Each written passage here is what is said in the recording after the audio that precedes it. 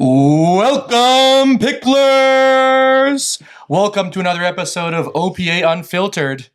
We got some new faces here. This is episode 9. I'm accompanied by Mr. Mike Rizzo and Jada Bui of Toronto United. We have our first ever guests on the podcast and super excited to have them. Welcome, guys. Thanks. Yeah, thanks for having us. Appreciate that. And a ton of questions. We're going to fire off some, ones that maybe we feel everyone wants to hear out there, some things to learn about you and where you came from. And going to have a great time today. We got Mr. Producer in the back. My name's Danielle. Mark isn't here today, unfortunately for him. But fortunately for you, we got some amazing faces here. So without further ado, let's hop right in. Let's start with the beginning here. We've got two amazing pickleball players here. Both play for Toronto United. Old stomping grounds for Mark and I. And I know you guys are going to take home the gold this year, most definitely. I rooted for you again on a couple episodes. You were one of the front runners. The only one to root root for us. It's an uncommon take from your co-host, so thanks, Danielle. Let's go. Appreciate you. Much love to you guys and Ricky there. So I want to start with Mr. Rizzo here. How the hell did you get into pickleball? Yeah, I think it was a couple years ago now, but my mom got me into it. Shout out, Mom. She took my fiance and I out to some tennis courts with like taped lines. My brother was having a wedding that weekend, and some of my sister-in-law now's family was in town, and we were kind of getting beat by tennis players. And I think at that point it was just like, okay, I really suck at this, and I wanted to keep going with it. But yeah, it was super fun. Shout out, Mom. Let's go. And what was the moment that like really hooked you? Like, what was like, I gotta keep playing this thing? Probably just getting my ass kicked over and over and over again. I mean, it still happens now every once in a while, but no, I think with me, the good thing with pickleball is like it's a new experience and something to do well fast in. So I think seeing that early on was pretty exciting. Like, hey, I'm athletic and maybe I can be good at it and kind of go from there. Plus, at that time, I was done with my previous sport, so I was looking for something new, right? We'll get into that in a bit here. And Jada, like you haven't been playing for that long compared to some others. You're some of the OGs, but you've really obviously just taken this up and seen some huge successes. So what about you? What got you into this? Yeah, I started pickleball now a year ago. Last February I started. I played tennis beforehand, but I had back in 2020 when I went to college, I had a bad shoulder injury, and I was dealing with that for the past 5 years or so. And I tried to play on tour for a couple of years, and I had to get surgery back in 2023. And that's kind of what made me think I need to change something and do something new. My sister was already playing professional pickleball at the time, and my parents were like, "Oh, you should try it. You might have a slight advantage coming from tennis." And I tried it a couple of times playing with her and other people down in Florida where I live, and it was just really fun, and I loved it. Yeah, what was like? Is there like a defining moment that was like, oh, I want to pursue this every day for the like foreseeable future? Was it a slow I think it was a slow burn. I think it was gradual. Like I kept playing every day with my sister and my boyfriend and other friends down there. But I think the first time that I played singles, I was like, oh wow, this is not easy for me, but definitely it came naturally and it was my comfort zone. So I was like, oh, I think I could really do something with this. So amazing. You came from tennis and saw obviously huge like translation there, obviously. Yeah. I think most pros come from tennis. Yeah. And pickleball. And then Rizzo, where do you come from? Like I said, it was players like Jada that were coming in from tennis, kicking my ass, which probably catapulted me to do well. But I played golf beforehand. That was like my main sport. I played a lot of like, I guess your regular sports as a kid growing up. I played rugby for a long time. But I also went to school in the U.S. to play golf. So that was not so much an easy transition. It was really hard. That's why your thirds are so good. It's like chipping onto the green. Yeah. I am still working on a lot of things to kind of get it there, but it's golf days are behind me for sure. Wow. And then the transition to that, because you came from golf and maybe this has developed over the past couple of years since you've been playing, what would you describe as like your play style when you started versus maybe like now? I think when I started, it was just trying to keep the ball in play. That's a great play. If I can, like, I guess hit it on the other side of the net and like not way out of bounds, that was a good thing for me. But now I would say like more like if I can, in a perfect world, it's like calculated or methodical, right? I prefer to like set up points, not just play through. Obviously, if I can, bang it through someone, I will. But I think thinking my way around a match is probably where I would go with that. I could see that watching you from in your games, and obviously that signature backhand flick. Love it. It looks like it's definitely from golf somehow. Yeah, really transferable, man. And Jada, what about you? What do you think is your play style when you started versus now? Yeah, I think my play style, I think everyone can kind of back this, but I've only had one play style my whole life through tennis and now pickleball. It's very aggressive from singles to doubles. I try to bring that into any game I play, any opponents that I have. But especially in singles, it just comes naturally to me because it's just like a smaller tennis court. So Sure. it's some of the same strategy. It's obviously smaller, more like short kind of bursts and sprints. But yeah, being able to be aggressive, and it's kind of what I do. And do you feel like you see some of the best players in the world, like Annalie Waters, she actually plays off the line a lot as well. Do you feel like your the play style playing off the line, on the line, what do you feel you're more comfortable doing? Yeah, definitely. I think obviously women's doubles is much different than men's, but women's doubles nowadays is with the technology of the paddles and the balls and everything getting, stronger and faster. You're not able to stand on the line, especially, women's doubles I'm speaking for, but you're not able to just stand on the kitchen line and, counter these balls. So even the best girls in the world, Anna Bright, Anna Lee, they're off the line. That's how I play as well. You need to give yourself some more space. But that's the way modern pickleball is going. Yeah, you're right. Like it's developed over the past couple of years so drastically because of paddles that are hitting way too hard. And a spin you could put it on to keep the ball in play as well. Crazy. So yeah, that's so awesome to see both you coming into the sport. I mean, this is your profession. You're pursuing this fully, and it's phenomenal to be Canadian and to be able to do that. And I think our producer may have a question right now as well. I do. It's a little bit of a spicy one. Who on the CNPL tour do you hate playing the most, and why? We're stirring the pot here early. That's a tough question. Personally, I don't want to name names, but if I had to name names outside of CNPL, I'd say my sister. She plays professionally. I've had to play her, I think, 3 or 4 times now. I do have a winning record. She wouldn't like that, but we're both super competitive, so it's awkward to play, and yeah, we're sisters at the end of the day, so it's a little tough. That's wild. How about you, Rizzo? I know you have some names. No. I'm probably going to go a little more neutral here too. Yeah. No, my fiance plays on the Northern Lights, as most people know. So I haven't had the opportunity to play her in a tournament setting yet. I'm sure it'll happen at one point. I wouldn't say I hate playing against her. Just it's just uncomfortable. No spouse wants to play their spouse. I feel like, and if they do, then they got a problem. Issues. Yeah. Well, I'll go off of that a little bit. My best friend Louise Kwong, she's on the Northern Lights and plays with Danielle, and I've had to play her. I played her in the opener. She's been my best friend forever, so it's just weird. How was that? She actually played the best match of the weekend. She had no pressure, and I knew that was going to happen. But every time we lock eyes, we'll just start dying laughing. So it's not productive for me. So I really had to lock in. But yeah, I'd rather not play her. She's like your kryptonite. They put her out there just to ruin your seriousness. Yeah, exactly. There you go. That's jokes. I'm sure it's early on in the CNPL season here. I'm sure there's some names that you don't want to name, but I'm also sure there's going to be some new rivalries. I've seen a bunch, obviously online, there's a lot of heated. Which rivalries have you seen? Listen, there's a couple. Name some names. There's a lot of name calling, a little bit of, a lot of just fist bumps. And I saw you're like, let's go, which is good. That's a positive. Rizzo gave a little finger to somebody. I forget who. Yeah, I think that's the extent, though. Yeah. I'm sure there's a dartboard with your picture on it there that they're throwing darts at. Just I love that. I want to be rent free in people's head. I love that. But yeah, so obviously, Canadian pickleball, we're a couple seasons in.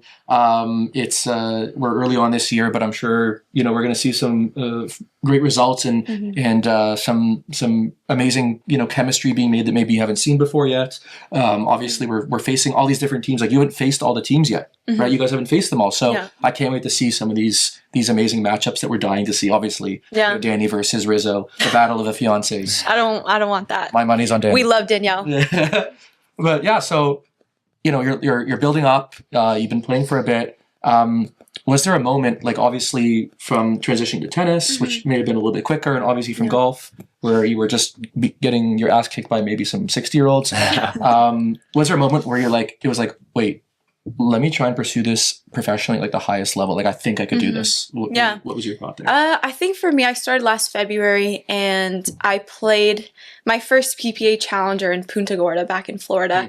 And I don't remember the exact day. I think it was 2 or 3 months, not even 3 months playing pickleball yet. And I had won my first singles title there. Go. And I was like, wow, I can play, I can do this. And yeah, it kind of gave me a lot of confidence to continue after that. I have to say, I saw that. Did you? And like, obviously, it's social media, right? And yeah, I guess so. when we saw that medal, I'm like, Yeah. I had the exact same thought. I'm like, this is going to be your, like click Thank you. there. Thank so you. good job. Here we go. Thanks. Let's go. And Rizzo, what about you? What's Any going on? singles? No, not particular. I think that's still developing for me for sure. No, he's working on it. Singles game's getting there. Yeah, no, hopefully. But for me, it's been a little more of a slow burn. I think starting out, I mean, everyone has aspirations to play at the highest level, at least if you're coming from a high level background from another sport. I hope you want to play at the high level if you're going to go forward with something. Yeah. But with me, I'm more so like process oriented, right? It's like day in, day out, am I doing the right things? And, maybe over a shorter time, like a couple weeks, am I getting, smaller results, whether it's like, a tournament win or just I feel better about my game. Yeah. So I think what I focus on is just, hey, like, let's just get better, as much as I can in a short period of time. And hopefully those, longer term goals come in. But in terms of like finding a moment when I thought I could make it pro, not so much. It's just like I said, just doing the stuff day in, day out. I have a question. Did you go into the CNPL like first bout there at the Pickler with a goal in mind? Because after the results spoke for themselves. Like you earned your spot, you deserve to be there. Yeah, right? Rizzo played unreal. Yeah, like it was so solid. Yeah, like Yeah. what? Thank you. Did you go in like just saying I'm just gonna try my best, or was it like you had expectations? I mean, yeah, there's expectations, but to be fair, like the pressure that is potentially created is only internal, right? And for me, it's like I got nothing to lose. Like, why would I not go out there and go for stuff? And I prefer kind of, I don't want to say being an underdog, but if someone doesn't respect your game or whatever it may be, like I prefer that because it's like, oh, I want to shut you up. And I think I'm still in that position now, so it's like I'm more hungry to go out there and do better next time. Yeah. And Jade, do you think that when you step into the USC now playing singles or doubles, do you feel like an underdog, or do you feel like there's a real shot here at like being able to take home more golds? Yeah, no, for sure. I think obviously my name has gotten around in the US, especially with my sister being on tour and playing PPA and MLP. Like, I think people know my name now, especially in the singles scene, but I always want to be respected, but that's also earned. I'm not, one of the top singles players there yet, but I think it's, just a matter of time. But yeah, just keep putting in the work and that respect will be earned. Amazing. Let's talk about, I know that producer has something to add here. But like, let's talk about earning respect. You have to go through the motions here to like earn that and learn, right? And obviously we take some pretty big losses along the way. Is there one that really stuck with you, Jada, that like a really bad loss that, taught you something? Yeah, it's tough because I haven't been playing too long yet, but I guess I just came back from PPA in Vietnam. I played Hanoi. It was like 2 months ago. There's not like a specific loss that I remember that, had that kind of turning point, but I think there I played qualies for all 3 divisions and I played from 8 a.m. to 11 p.m.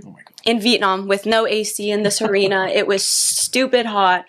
It was an insane day, really couldn't eat, so you're just like exhausted. And Louise was there with me, and I went far in each division, and then I qualified for 2 out of the 3, and we finished at 11. I got home back to the hotel at like 1:30. We went to bed by 2, and then PPA decided to give me an 8 a.m. single start the next morning. So I woke up at 6. Have to warm up at 7, and it's like I think it teaches you a lot. I mean, being not signed by PPA, they don't care about the qualifier. So it's like, if you make it, good for you, but then now you have to compete the next day. And I think just a lesson I learned from that is, no matter how long you play the day before and all the qualifying that you have to go through, you need to be able to show up the next day, no matter the circumstances, and be ready to play. I wasn't. That day I got rocked in singles by this good Asian girl, and I was exhausted. So I need to learn for next time how to recover fast and, just be ready to show up no matter what. That's crazy.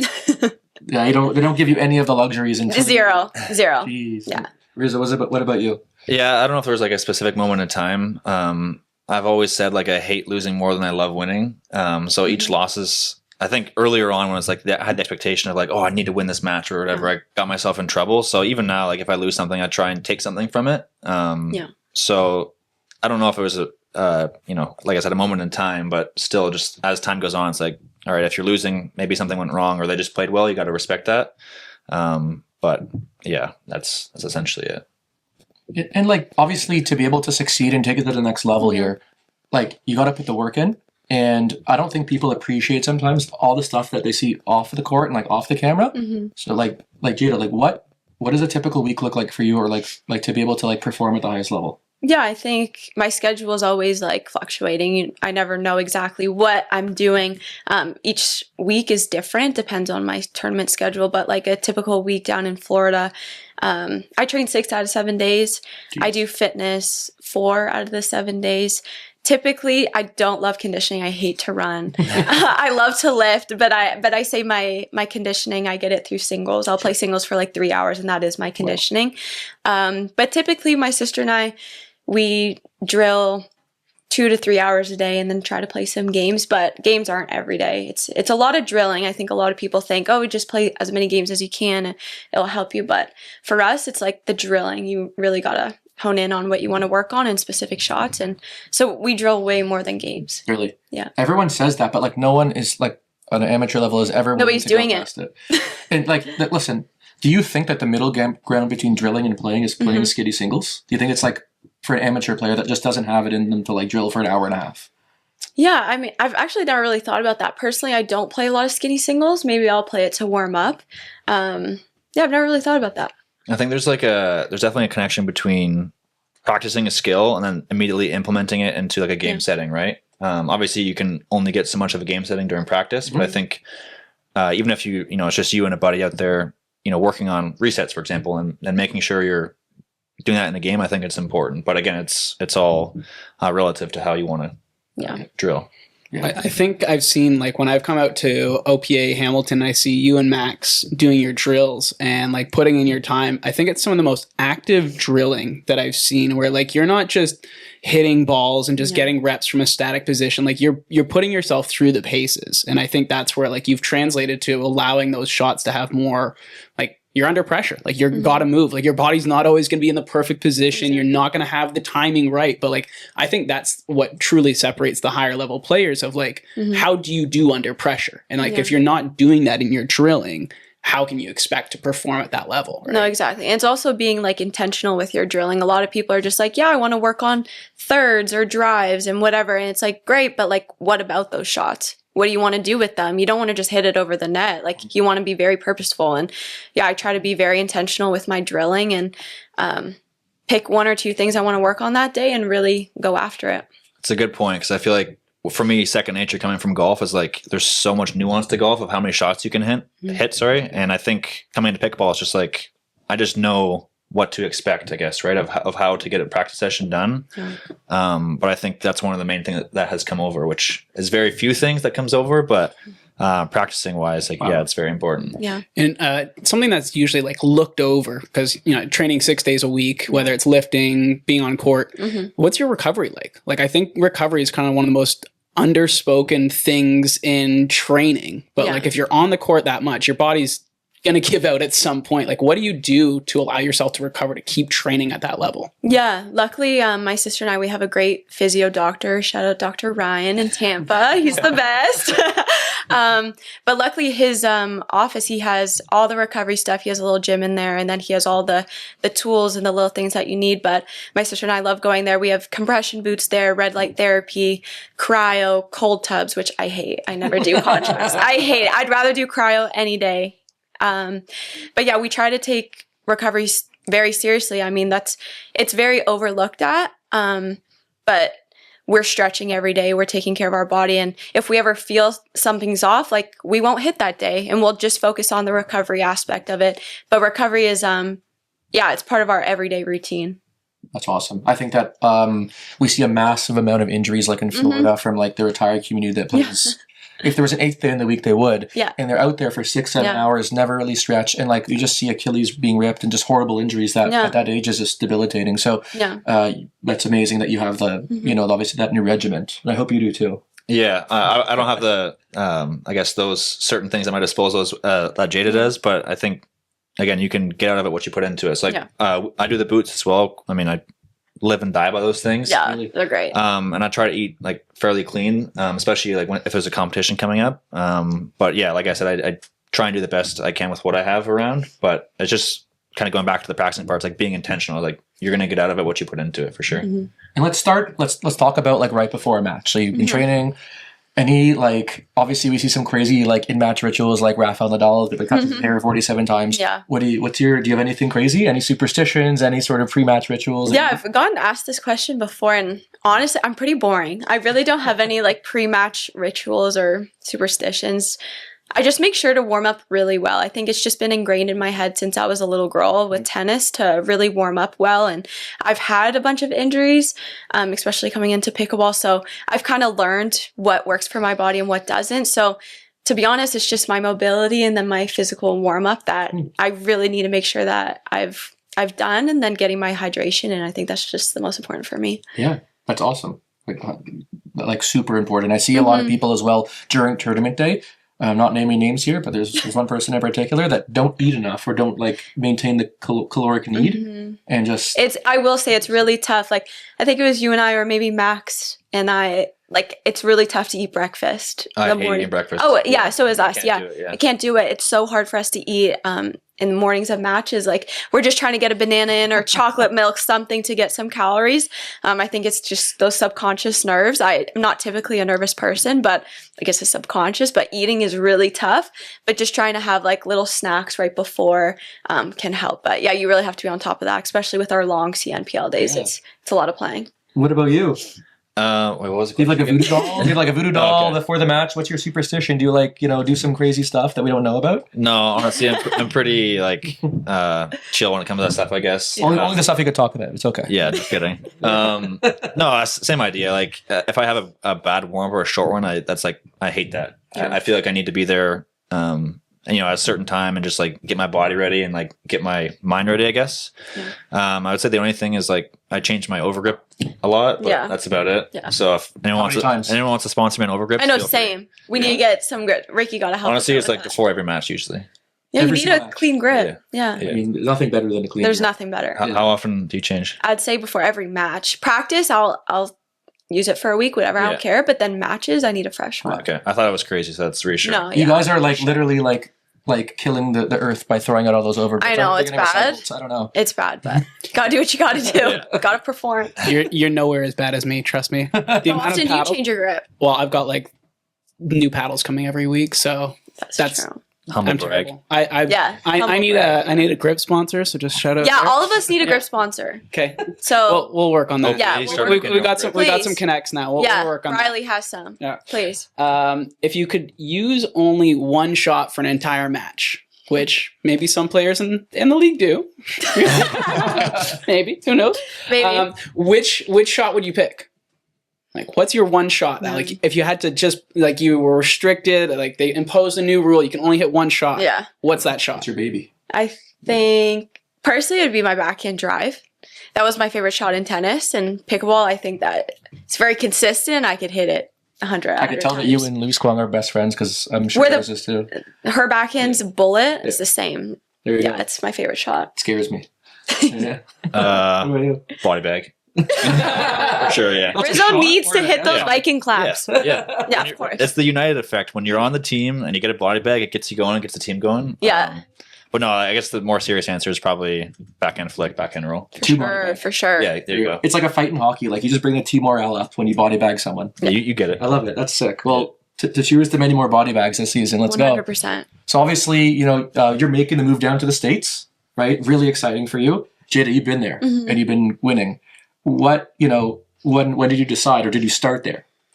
So I've been living in Tampa for the past 4 years now. My sister and I moved there after we finished school. I did not graduate. and people love to say that. I went to Cal Berkeley. I did not graduate. I did 2 years there. My sister finished her master's that same year. So 2022, we moved down. But at the time, I was still playing tennis.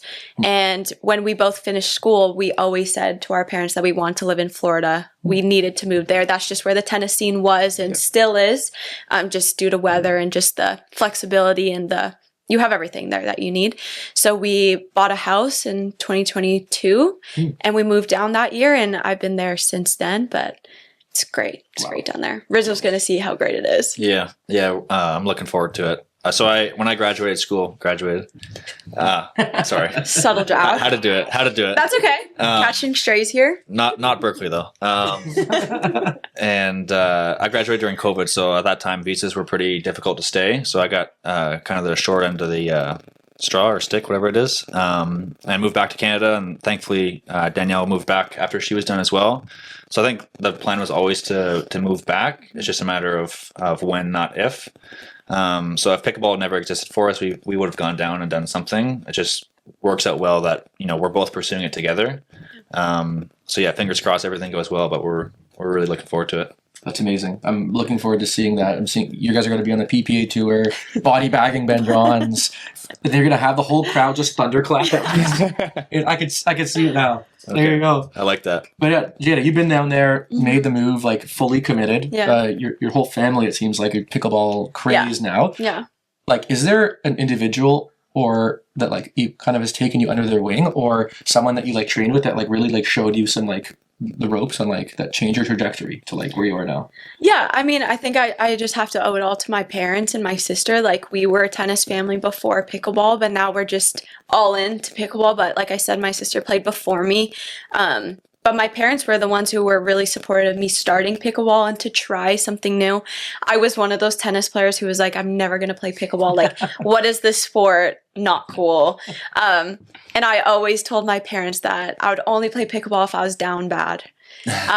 So guys, I was down bad. I was down really bad. So I ended up starting to play, and it's really fun. Like, people just have to give it a chance. But yeah, my parents, without them, I wouldn't even be here today. But my dad, he's just very involved. And with tennis, like, he read every single tennis book, every documentary, everything that you could possibly educate yourself about the sport he did. And now he's doing the same with pickleball.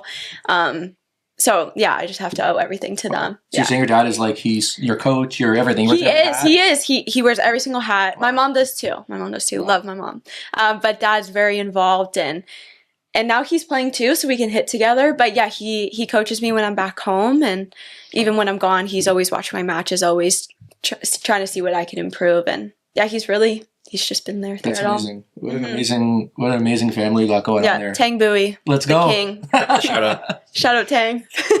What about you? Anyone that sort of inspired you, during your experiences? I mean, I think the obvious answer for me is Danielle, my fiance, right? I think it's a lot of the repeating answers for that, but yeah. I'm quite fortunate to start a brand new sport that I didn't even know existed until the day I went out to try it with that person. And same thing for her, right? No racket sport background. So we kind of started at... That's crazy. Both of you guys, no racket. It's crazy. So we started at nothing together, right? And for both of us to come up to the level we are now I'm pretty grateful for that. It's not, an experience that a lot of people get to have. So yeah, no, I'm super grateful for that. Not the level. Like, listen, couples play recreationally, not at like the professional level. Like, it's crazy to be able to experience that. I think that it's very special. And I mean, in her own way, like she works really hard, so she deserves where she's gotten. So it would be different if it was just me grinding and she's kind of just hanging out, but she grinds. So wow. Yeah. Well, when I've seen you guys drilling together at OPA, that's like an energy that like I think because you have that closeness, you get to push each other in a way that it might actually be a little bit tough for like if it was like a friend or like someone that you're just drilling with, because you know that person's motivation, right? And I think that's why you guys have accelerated so quickly, because you both have that like obviously high level athlete mentality of like getting better, but you also know like, hey, no, like no, you're going to keep drilling that shot. Like, I know you can do it. Put in some more reps. Yeah. And like, there's been times I'm like, wow, Rizzo, like you're, you're not like letting off, but like in a good way. That's like, I know you're capable of this. And that's why I think you guys, like, again, not having a racket sports background and getting to the highest levels in Canada in such a short period of time is incredible. It's also special to like do it with your family or your partner. Like I have a boyfriend, he lives in Florida with us and the same thing. And he comes from professional tennis. So I'm just very grateful that, you know, now he's playing pickleball with me and my sister and he's able to drill at any time of the day with me. So I'm super lucky to have that. He's a better singles player than me, but it's really, we're lucky to have partners like that you're able to not just, you know, share a life with them, but also play the sport that you love and like share a passion and, you know, motivate each other. It's like, it's different than just having a friend, you know, it's different. But the sport is so meaningful to so many people, and this is like, it's a passion turned livelihood for you guys, and like I can't wait to see where you know this takes you in the next coming years. I'm sure it'll still be, you know, up in the up there, but obviously let's talk about Canada here. Like we are, you know, we have the deadly winters, the hot summers these days. We didn't have so many facilities, but in 2025 every single corner in Canada now has a pickleball facility. What, like, are we still underrated, or like, are there some sneaky, some sneaky Canadians that are like able to come and like, you know, really show the world that we mean business here? I don't think I'm qualified to answer that. Rizzo, yes, you are. No. Look, there's some pro players, you right? are. We got some, no, I think, you know. yeah. No, definitely. I wouldn't say we're underrated. We already have multiple guys and girls, especially women on the PPA tour. We have my sister, Victor Muzio, Lane Sleeth, Catherine Parento. Mm-hmm. Like, we have a bunch of Canadian players already on the tour that did it before us, and they're already playing full-time in the U.S., yeah, I think we already have people playing there, but I don't know if it's underrated per se in Canada, but we do have a lot of like special talent and up and growing talent and skills and players that can be top one day in the States. Do you think that like we just like with the boom of these facilities in Canada and maybe some structure, do you think that we're going to like see like a true acceleration of like the potential of these like young guns that are coming out of nowhere? Maybe some like 12-year-olds that just like, or 10-year-olds that like, they didn't come from another sport. Like pickleball is their sport, right? Is that what it takes? Because in the US we see that. Yeah, no, definitely. It obviously depends on the accessibility that you have to all these facilities and training places. And in the States you have courts on every corner. So it's obviously, more accessible to players to just go out and hit. But now having more facilities coming up and people to play, it's just a matter of time. But we're going to keep seeing an increase in popularity in Canada. We're already seeing it. People are loving pickleball. Anyone can play it, so it's really fun for everybody. But I think we have up and coming talent. It's just a matter of time to see where they go. It's hard to say too, because like it's the same with every sport. It's not just specific to pickleball. Because like you look at, you know, the D1 institutions in the US, it's like they have all these sports and all the kids or the people go to the school in the US because that's where all the funding is. That's where all the pockets of players are, right? Like, doesn't matter what country you're from or what sport you play. Generally speaking, you're going to go to where all the good players are. Yeah. Like just speaking from my experience with golf, like, you know, you go down to the US, like that's where you're going to get the best experience, right? Yeah. So, you know, I'm seeing it now in pickleball, not to Jada's extent because I don't live there, but ultimately, wherever that group of players is, that's probably where you're going to see more players come through. But you'll have your anomalies come through, the smaller regions for sure. Makes sense. Yeah. And like, you know, pickleball in Canada, we're a couple of years, you know, behind, and obviously we didn't have the infrastructure before. But, you know, what do you think this country looks like in 10 years from now? Where do you guys want to fit in it in terms of pickleball? Where are we going to be? Yeah, I mean, I hope it keeps growing every single year, but I think we really need the CNPL and Pickleball Canada to kind of come together and merge and kind of have that, you know, one vision, one goal for the future of pickleball, because without that, it's kind of like two separate missions and you're not being like cohesive together. So I think that's the first, not issue, but the first thing that needs to be resolved in order to see an increase in growth in Canada. But aside from that, I think players are just going to keep coming up and up.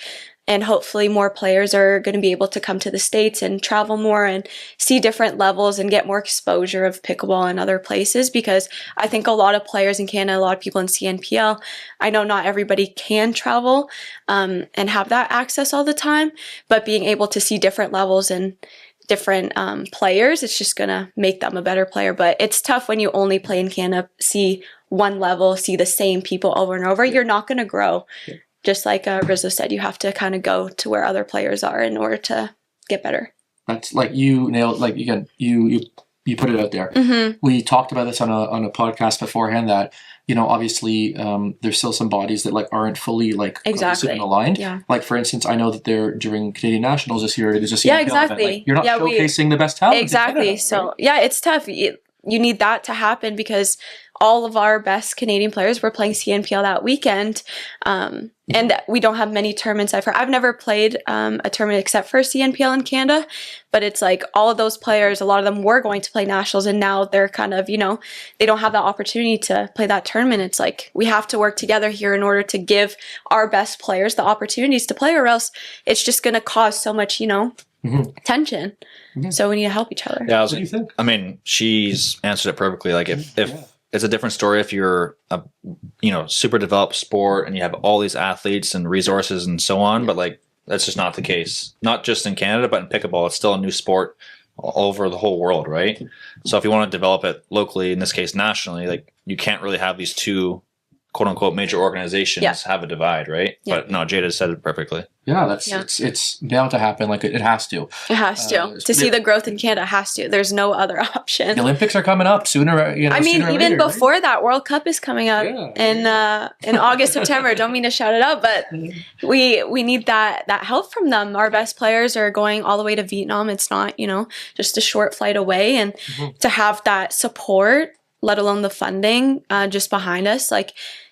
We need that, but unfortunately we're not able to have that at the time. But there needs to be some sort of solution. And this is a hot topic that we have. It is a hot topic. We have to push for. It's a big deal. You can make your own podcast episode just on that, probably. Honestly, yeah, seriously. Hey, maybe we'll have to do that in the near future. And let's talk about like obviously cohesiveness here. You guys are on a great team. Like I'm, Mark and I are honored to be part of the organization.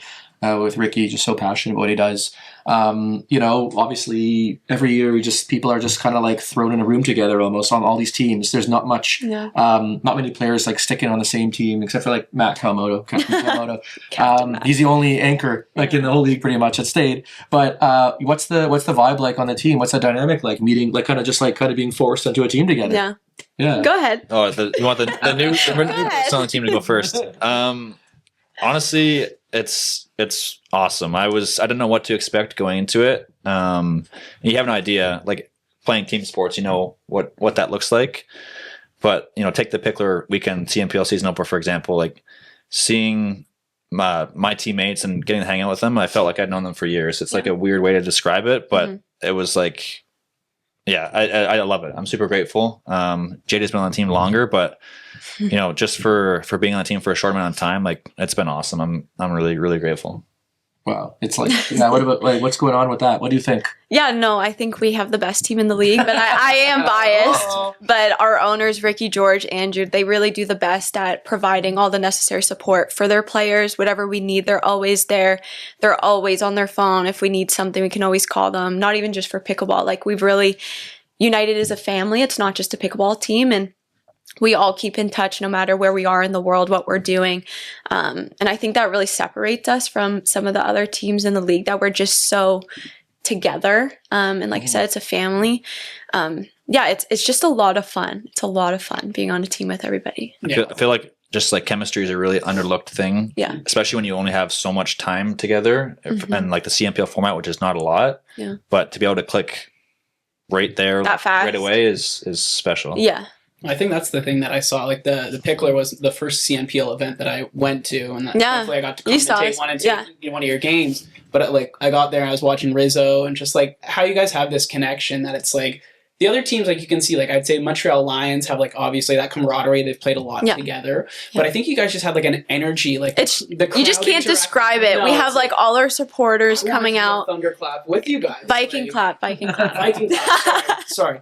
I'll get the lingo down. But yeah, like I mean, it was something that like when you're in a sport like that, and I think that's kind of the cool part about the CNPL is like, if you have that crowd interaction, but you're doing it cohesively as a team, like it's not just one person like just cheering and like going to the crowd. It's like, no, you guys are like all in it together. And I think that kind of like fires you up in a different way where it's like, no, we can do this. And we're not just doing it alone. Yeah. We're doing it together. And I think that's where like also you guys have the sickest uniforms in the league. Sorry, everyone else. Do we? I love breaking, but we have the best shorts in the league, I can tell you. The best shorts. That cannot be exposed. That cannot. You won't see me wearing those unless he gets new ones.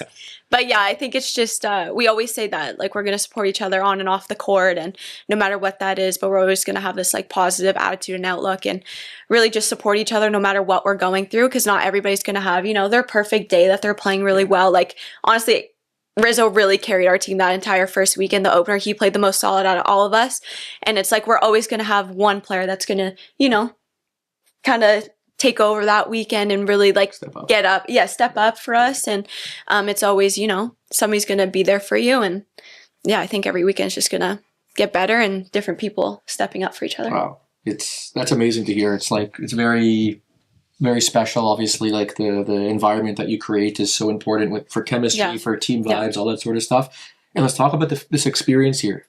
We're playing a different format. It's ruthless. It's cutthroat. It's not for everyone. It's not for me. I'll tell you that. But what do you, Rizzo, like what's the deal with rally? Tell the truth. Here? And what do you mean you're not cut up for? You're a season 1 champ, aren't you? Listen, I was a season 1 backup champ. Okay, I got some cheeky wins. Bench one was supreme. That don't matter. Hey, it doesn't matter. He still got Listen, aren't I like on like? Do you guys like go through the history on the wall of like the first team to do it or something? You know, like the Leafs. We've seen it. We've seen the jersey with all the signatures on it. Yeah. I'll sign yours later. It's fine. Okay. Thanks. But listen, we're talking about a cutthroat, you know, high, like, you know, obviously high risk, high reward kind of like format here. It's not for everyone. What's your thoughts playing in this versus, you know, what you're used to? Like it rewards a specific style of play. Obviously, like the higher level players will still do well. But if you are very consistent, I think you'll, you know, potentially do better than your overly aggressive player that's going to make 4, 5, 6 errors a match, right? In rally scoring, that's really costly. Do I prefer one or the other? Yeah, I prefer side out scoring, but you know, this is a unique experience, like you said, so it is what it is. But it's not my position to make the changes. Right? No, for sure. Yeah, I'm in the same boat. Like obviously, I'm used to normal side out scoring. The only other tournament I used to be part of the Florida Pro League, and they were rally scoring as well.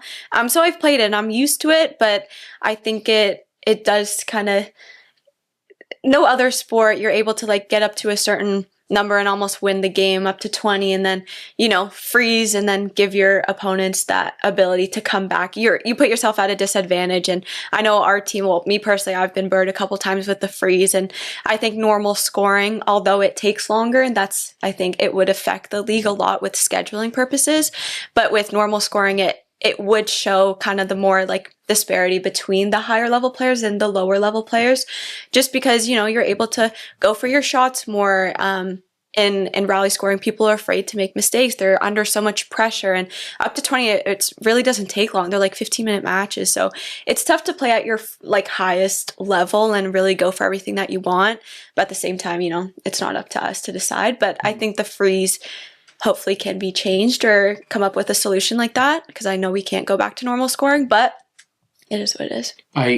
It's hard. Like my thoughts here. I 100% agree. Momentum is such a massive part of pickleball, and it's very hard if you just like miss a serve or whatever to like just get that momentum back. And it's also super hard to maintain that momentum when you never want to be at like a 12 out of 10, like going for stupid shots. Exactly. You don't want to be at a 0. You want to maintain like a solid 7, 8. And it's just so hard. I think it's more of a mental. It's 100% like a mental struggle than it is like a physical struggle, because these are only 15-minute games. Yeah. Right? Seriously. It's crazy. I think it takes away a dynamic part of the game, which is stacking. In this case, like unwinding stacking, right? Like it's very, very important, and there's advantages to be had when you're serving against a team that's unwinding. And without that, it does remove an element from the game for sure. Yeah. And like talking about like the players that like aspire to go into the CNPL, we have some like I see a ton of like 4 or 5 open level players kind of like first entering the open divisions and just local tournaments. Yeah. And I want to, we want to inspire them to provide them some sort of like understanding of what it takes for them to go from that to potentially, having a shot at the CNPL. What do you think you'd give like, would you give them like 1 or 2 pointers here to like really inspire them? Yeah, I think for me, just being able to play as many tournaments as you can, because you need to get that type of exposure, that tournament play, to get your name out there. So that is really important, to be playing as many tournaments as you can. But yeah, I think results, as much as people hate winning and losing in that result kind of aspect, it is important to get your wins under your belt, so you do have, not respect, but you do have a name for yourself, and people are able to be like, oh, I've seen this player up and coming and they've had some good results at APAs or nationals, whatever it may be. Like me coming from tennis, like I did the combine before the CNPL, but Ricky knew my kind of tennis background, and that spoke for itself. And then just having some sort of background for the players, it's good to have. Yeah. Wow. Yeah.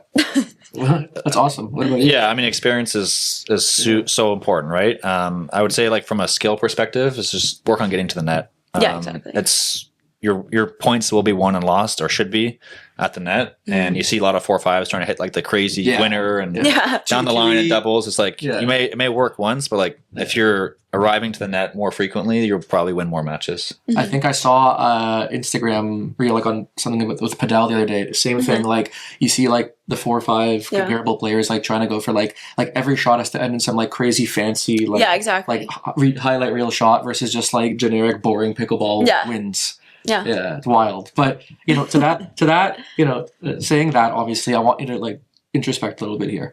Like, in once upon a time, when you were younger, before you you aspire to go pro, like pro in golf or in tennis. Like, what would you give your younger self? Like, what sort of advice would you give your younger self to before entering any sort of like pro tournament or first like competitive tournament? And pickleball, or just in pickleball? Pickleball? Yeah. I would say like be a sponge in the sense of like just soak up as much information and learn as much as you can. I think going into the first tournament, your first tournament, saying, "Oh, I'm going to win this one. If not, like I'm quitting," you're setting yourself up for failure. Yeah. So just know that not everyone's success or climb for success is the same. Some people may do well right away. Like Jada's had a really quick rise to being really good, and someone like myself has, like I said, been a little more of a slow burn. But that's not. It's not a good thing or a bad thing, right? It's just how people are, right? So just understanding how you are as a person and just learning is important. That's awesome. Yeah. I really take that to heart. And Jada, what about you? Yeah, I think, the same what Rizzo said. And then I think just enjoying the process. Like, no professional sport is easy, especially this now being my second sport. Like, you just learn so much. And it's easy to, especially for younger kids, to be very result oriented. And I know you want to win, but you do learn more when you lose. But just to always enjoy the process. It's going to be a long one, and hopefully it is a long one. It's a long journey. You play so many tournaments week in, week out. There's always going to be another match. To just always have like a positive outlook on things, and really just to enjoy every day, because tomorrow's not granted, so you always have to enjoy it. Wise words, 100%. I'm inspired already to join. I haven't played a tournament in so long. I'm super inspired. You need to. No, come on. I'm saving it for you guys, because it would be fair. I heard you say in an earlier episode you're like an 8-0 duper now. Is that right? Yeah. Oh wow. Yeah, actually, like I hack duper. That's why. But we're in Canada, so it's inflated. Easy. That's the hot topic again. That's another hot topic. I need to stop He's myself. actually a duper rated coach, and he gave himself an 8-0. Oh wow. Yeah, exactly. Wow. You caught me. That's working smart. No, isn't it like the Canadian dollar to US dollar? Like it's 1.4x? Yeah, when you go down to the States, you're 4-0. Possibly. Well, with that being said, I can't thank you both enough for coming on the podcast today. Our first ever guests, we got Jada and Mike from Toronto United. We're going to see an amazing success for the rest of the year, I'm sure, and into the U.S. I can't wait to see you go there, and I can't wait to see you bring home some more hardware. Maybe with your sister as partners as well someday. Hopefully one day. Or against. But thank you guys so much. And we're that's it. Wrapping up here. Catch us on the next episode. We'll talk to you guys soon. Thank you. Thank you.